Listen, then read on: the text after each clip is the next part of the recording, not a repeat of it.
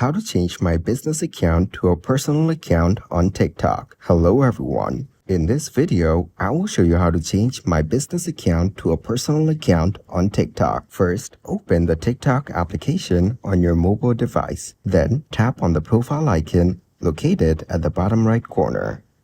Next, tap on the three lines at the top right corner. In the menu, tap on Settings and Privacy.